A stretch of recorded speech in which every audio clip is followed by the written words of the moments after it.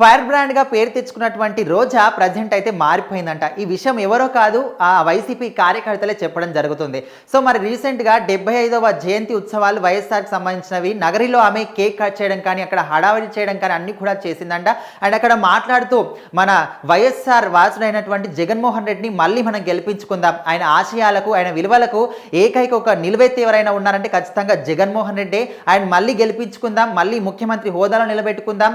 మన ప్రజల సమస్యలు తీర్చడానికైనా, మన ప్రజల యొక్క సంక్షేమాన్ని పట్టించుకోవాలన్నా ఎవరైనా ఖచ్చితంగా అన్ని విధాల పరంగా చూసుకోవాల్సిన బాధ్యత ఖచ్చితంగా జగన్మోహన్ రెడ్డికి ఉంటుంది. ఆయన తండ్రి ఆశయాలు ఖచ్చితంగా ముందుకు తీసుకొస్తాడు, ప్రజల కోసమే ఉంటాడు. కాబట్టి ఈసారి ఏదో విధంగా తప్పు జరిగింది కాబట్టి ఖచ్చితంగా నెక్స్ట్ వచ్చే ఎలక్షన్స్లో మళ్ళీ జగన్మోహన్ రెడ్డిని సీఎం హోదాలో నిలిపించుకుందాం, ఖచ్చితంగా సీఎంగా గెలిపించుకుందాం అనే విధంగా అక్కడ రోజా మాట్లాడడం జరిగింది. సరే, ఇంతకు ముందు విపరీతంగా అందరి మీద మండిపడిన రోజా ఇప్పుడు ప్రజెంట్ ఓన్లీ పార్టీకి సంబంధించి మాత్రమే మాట్లాడుతుంది కాబట్టి అందరూ కూడా మారిపోయింది అంటున్నారు.